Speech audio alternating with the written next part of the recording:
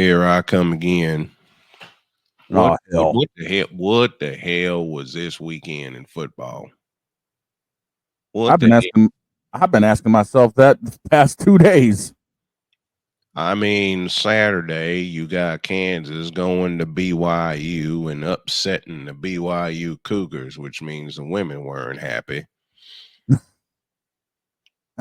You got Oregon barely surviving Wisconsin, and I bet you Oregon froze their balls off while they were in Wisconsin. That's why they couldn't throw, and that's why they only scored 16 points. And for some god awful reason, those 16 points held up. Everybody on the hot seat today. The New York frickin' Jets. Ryan, I am so sorry about this. I'm not, because they lost to my wife's Colts. And my wife was giving me a lot of mess yesterday while she was bringing in food and while she was prepping the commissioner for his second game. Nearly had a third, but then again, I signed off because I was tired. That's for you, honey. Hard. Tired. Not tired. Tired. That's for you, honey. Then you got the Colts and AR5 coming back to beat the Jets. I mean, granted, it's the Jets and Aaron Rodgers, and we already knew what they were about. But at the same time, they beat them. So Aaron Rodgers and the Jets are done for this year. And as unfortunate as I may need to say it, I need to echo Snowman's point that I think the 49ers are done and just need to reset everything for next year, even though there are 7 games left in the season. He also told me that Colorado won again, but he ain't satisfied. He mean the Snowman because he wants Colorado to run the table, beat everybody's ass, get to the Big 12 championship, win it, and guarantee themselves a playoff spot. Then you got Georgia beating the hell out of Tennessee, and all chaos is going to run loose. Oh, I'm telling you right now, the I do not envy the NCAA bigwigs right now. Nor do I. I'd make it simple, but then again, the NCAA doesn't like simple. That's been proven. Common sense does not reign supreme with them. Nope, it sure doesn't. I'm getting everybody on the hot seat today. I mean, who are these people that are so ballyhooing about one LeBron James for having 4 straight triple doubles? Don't you know Michael Jordan had 7 of them and he was slated to point guard due to an injury? I mean, come on. How many times do we have to say that LeBron James sucks as a basketball player? More on that on Wednesday. Then you got Father O'Shaughnessy blowing my phone up at 2 o'clock this morning saying he can't make it today when he doesn't want to talk about what the hell the Patriots went through. And I can't say that I blame him, but I got the feeling during the second hour we're going to see O'Shaughnessy anyway because he's going to bring his hungry ass in here with a sandwich and a couple of other things, even with the 38-day-old Mayo. Then you got my buddy Vicalaw or Vicalaw or whatever the hell it is. Man, this is the point I wanted to get to. The Bears suck. Yep. I don't care what people say to me. I don't care what people say to Snowman. He said it at the top of the year and he meant it and I meant it too. Bears suck. Get over it. Caleb Williams sucks. Get over it. They fired their offensive coordinator who was supposed to be a genius with time left in the season. What does that tell you about their organization? And I told you the first thing that they got to do is get rid of that witch, Virginia McCaskey. That witch. That witch. I'd call her something else, but I don't want my wife reaching through this door and slapping me upside my head. Taking the Which my wife Had my wife handed me a great meal yesterday with some ham and some buttered broccoli. And of course, she made the bread from scratch. So I filled up while I was on the air. She came in, says, "You want more?" I said, "Hell yeah, baby." Took my plate, she refilled me up, ran through that one, and the next thing I know, she brought me dessert with brownies, and they got destroyed. So y'all know I ended up in the bathroom for about 20 minutes. But It, back to it, the it, Bears. it's 8:30 a.m. in the on the East Coast, my child. You're making me hungry already. Oh, shit up. Now back to the Bears. Teams like the Bears, the Carolina Panthers, the New York Giants, New York Jets, y'all all suck. Y'all need to just throw the season away. I'm not even going to get started with the New England Patriots because the father's already chomping at the bit for that. And we got Ryan McCaffrey coming in a few minutes. Don't get me started on New England. Oy. But I'm taking this time to talk about the Bears. Listen, you know what the Bears need to do from top to bottom? Find Everybody Jesus. got to go. Everybody got to go. Caleb Williams, you got to go. DJ Moe, you got to go. Rome Odunze, you got to go. That offensive line, that's a sieve right now. Y'all got to go.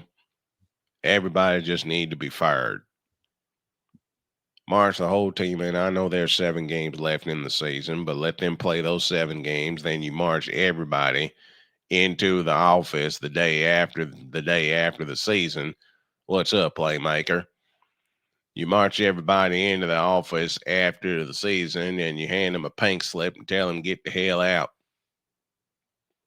Sounds like what they need to do with the Lakers.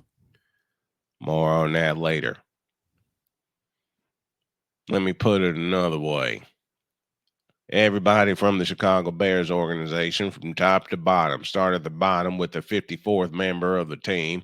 Everybody on the practice squad needs to be marched into the office where they have a new owner or they have a new person in charge of football activities. And that ain't Ryan Pace because he's a puppet. You get somebody in there that actually wants to run the team. Everybody lined up outside the door, and all you do is you just put the finger in their face and you go, you're fired.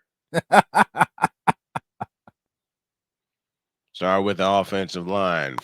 You're fired. Get out. Then you go to the defensive line. Every one of them, hand them a pink slip. You're fired. Get the out of my office. Then you go to DeAndre Swift. Sorry we misused you, but you're fired. Get the out. Then you go to DJ Moore, that supposed free agent signing that was supposed to mean everything, that they risked their entire future. How did he put it? How did old Snowman put it? Dear uh, Chicago Bears, you have now only mortgaged but risked and doubled down your entire future for DJ Moore. What kind of stupid shit was that? And you gave him an extra 4 years? Not in my house. March him in the office. DJ Moore, you us all up. You, and you. You're fired. Get out. Then you bring Caleb Williams in, and I know this is totally unfair according to a lot of people, but I don't care. Caleb Williams, we drafted you first overall, and you ain't done a damn thing for us. Here's your pink slip. Get out and stay out. Then you find some people that actually want to play this game for this team. And I mean, they really want to play this team. They want to play this game, I beg your pardon, for this team. Find some real dogs because the Bears got nothing but he's in there. I'll say it again. Bears need to find some real dogs because they got nothing but in there.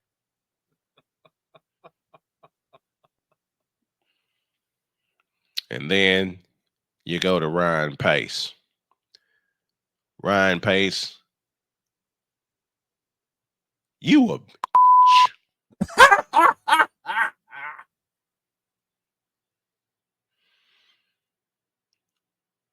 Ryan Pace, you ain't done nothing to help this Bears team. Because if you did something to help this Bears team, they'd have a better record than what they have since you took over. They wouldn't have sacrificed Justin Fields, although I don't think that was a sacrifice in the first place since Justin Fields sucks. Oh God. Ryan Pace drafted Caleb Williams. Why? What the has Caleb Williams done to help his team? I'll answer that for you. Not a damn thing.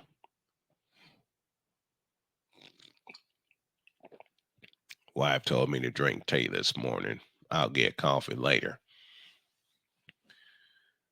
Why am I ripping Caleb Williams so much? Because he hasn't done a damn thing since he left Oklahoma.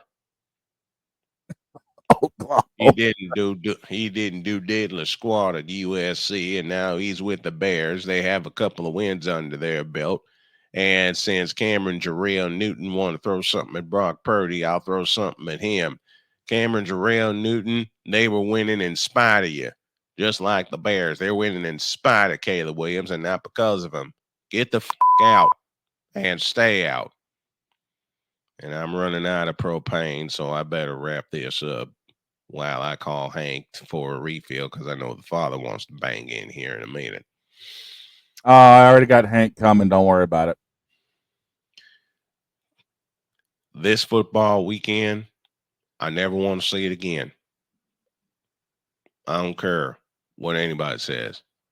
I'm tired of all this bullshit that goes on in college football and pro football. And I'll say it out loud. I know I'm going to get popped in the back of the head for this by my loving wife, but I'll say it out loud. Caleb Williams, you a bitch. Roma Dunza, you a bitch.